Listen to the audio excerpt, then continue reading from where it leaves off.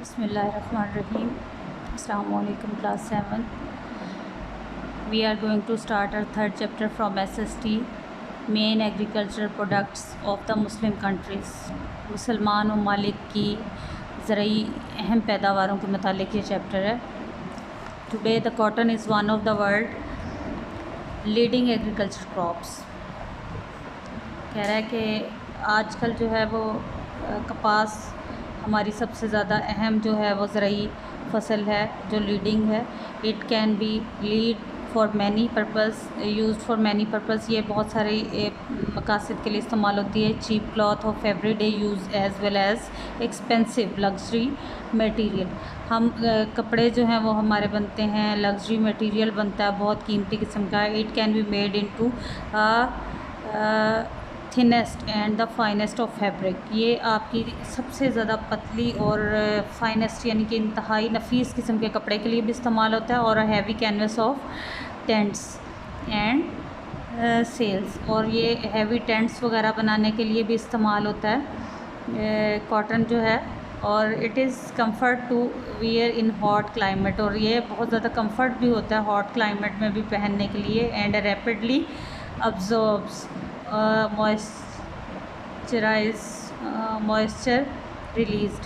और ये rapidly observe, ये बहुत ज़्यादा तेज़ी से ऑब्ज़र्व करता है मॉइस्चर रिलीज़्ड. जो आपके जिस्म से पसीना वगैरह जो है वो निकलता है ना, उसको ये इजीली ऑब्ज़र्व कर लेता है.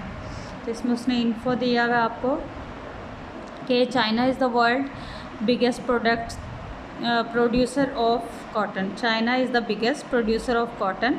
चाइना जो है सबसे बड़ा जो है वो इस कपास की पैदावार का मुल्क है. And Pakistan is the world 4th top producer of cotton. Pakistan जो है दुनिया के 4 टॉप ममालिक में से एक है जो कि कपास की फसल पैदा करता है. और पाकिस्तान में इसको इसीलिए इसका चांदी का रेशा भी कहा जाता है. और इसके अलावा Brazil is the world largest producer of the sugar cane. तो अब वो आपको शुगर केन यानी गन्ने के बारे में बता रहा है. Sugar cane is the product obtain from the juice of the sugar cane. ये आप को जो है वो शुगर केन यानी गन्ने से जो रस हासिल होता है उससे बनता है. And strong grass. The cane is crushed for the juice. वो जो गन्ना होता है उसका जूस निकाला जाता है. Which is boiled in a huge open pans, जिसको बहुत ज़्यादा गर्म किया जाता है. As the water in the juice turns steam, फिर उसको स्टीम किया जाता है. And the sugar crystals are left behind. फिर उसके पीछे जो है वो चीनी के ज़रात रह जाते हैं. This thick sweet syrup made into the molasses for the cake and animals food.